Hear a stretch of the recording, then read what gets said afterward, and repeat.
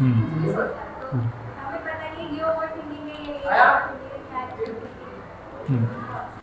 Thinking, over thinking अगर आप closely देखोगे तो ओवर थिंकिंग हमेशा ना बस और बस हमारी इमेजिनेशन से ही फ्यूल होती है। अगर आप बस फैक्ट पे ध्यान रखोगे, फैक्ट का मतलब क्या है कि जो हुआ है या जो हो रहा है, हुआ है नहीं जो हो रहा है, जो हो रहा है आप उस पर ध्यान रखोगे तो आपको दिखेगा कि जो भी आपकी ओवर थिंकिंग है उसमें कुछ एक हुआ था और उसके आसपास आपने कोई एक कहानी बनाई है।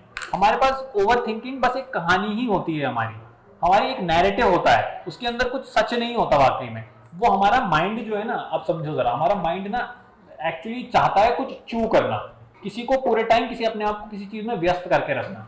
और जब हमारे पास कुछ वर्थवाइल नहीं होता अपने आप को व्यस्त करने के लिए, तो पता है उसके पास क्या होता है? उसके पास होता है उसकी सारी मेमोरीज, उस वो जो सारी चीजें जी चुका है, और फिर वो एक चीज को दूसरी चीज में बढ़ाता है। वो कहता है अच्छा हाँ यहाँ की ये वाली चीज इस वाली चीज से जाके मिल गई तो ये वाली स्टोरी, अच्छा घर में ये हुआ था, अच्छा स्कूल में हुआ था, अच्छा एक और स्टोरी, ये लो स्टोरी, स्टोरीज पे स्टोरी, स्टोरीज पे स्टोरी उसके पास आती रहती हैं। क्योंकि उसके पास कुछ वर्थवाइल नहीं है करने के लिए, उसके पास अपने आप को बिजी करने का तरीका उसका ऑलरेडी एग्जिस्टिंग डेटा है, और उसका ऑलरेडी एग्जिस्टिंग डेटा बहुत खतरनाक है। वो कुछ भी फिल्में बनाता है, यहाँ पे उसने कोई रील देखी होगी, यहाँ उसकी लाइफ में कुछ वो ये कनेक्ट कर देगा और वो एक स्टोरी बना देगा और आपको मजा आ जाएगा उसमें। वो बस यही कनेक्ट, और ये सारी कनेक्शन आप ध्यान देखो ये सब इमेजिनरी है, इसमें कुछ रियलिटी कहाँ है, इसमें कुछ वाकई हकीकत थोड़ी ना हो रहा है। तो हमारी सारी ओवर थिंकिंग बस हमारी आइडलनेस से आती है।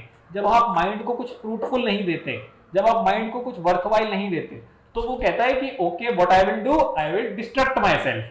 तो वो अपनी ही सेल्फ डिस्ट्रक्शन को में फिर बिजी रहता है, अपनी ही इमेजिनेशन में उसको बहुत मजा आता है, उसके पास बहुत डेटा है और फिर वो खेलता है, ये एक विचार यहाँ से उड़ाओ, ये विचार यहाँ से उड़ाओ, इन दोनों के पेज चढ़ा दो, फिर वो अपने में फिर बिजी रहते हैं। तो इसकी हकीकत जानो, ये थोड़ा बेवकूफ है, इसकी बेवकूफी को समझे हम जरा, ठीक है? तो वहां से पता चलता है कि क्या इसकी रियलिटी है और क्यों हम करते हैं जो करते हैं।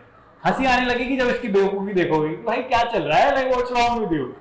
इसको फॉलो करने की जरूरत नहीं है, इसको देखने की जरूरत है, इसको समझ, इसको कंट्रोल भी करने की जरूरत नहीं है कि नहीं ये मत सोचो, नहीं ये सोचो, नहीं ये रे नेगेटिव थॉट्स, नहीं ये रे पॉजिटिव, इससे भागो, इसकी तरफ जाओ, ये सब करने की जरूरत नहीं है। इसको इन रियलिटी बस ऑब्जर्व करने की जरूरत है कि देखो कि कैसे, हाँ भाई कौन से पेज कहाँ बढ़ रहे हैं, जो हमारे सपने हैं वो क्या है।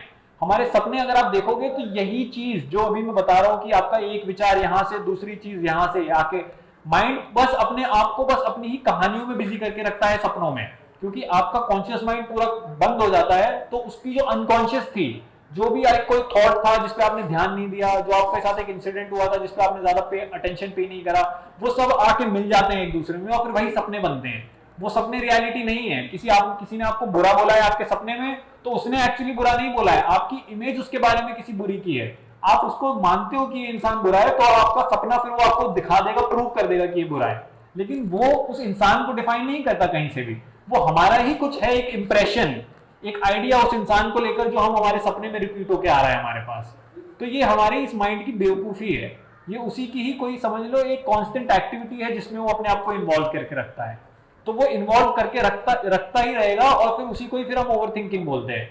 उसकी यही इन्वॉल्वमेंट अपनी ही इमेजिन्ड, अपनी ही मेमोरीज की, अपनी ही इंसिडेंट जो उसकी लाइफ में हो रहे हैं उसका ही बस बहुत सारे कनेक्शंस बना के कुछ तार जोड़ के इधर उधर से कुछ इमेजिनेटिव सिनेरियो बना देना, यही उसका काम है। फिर यही वो करता रहेगा। हमें उससे बिवेयर होना है, हमें देखना है कि जो हम समझ रहे हैं, जो हमारा थॉट आ रहा है, कितना उसमें हकीकत है और कितना उसमें इमेजिनरी है, कितना उसमें ट्रूथ है और क्या है उसमें जो फॉल्स है।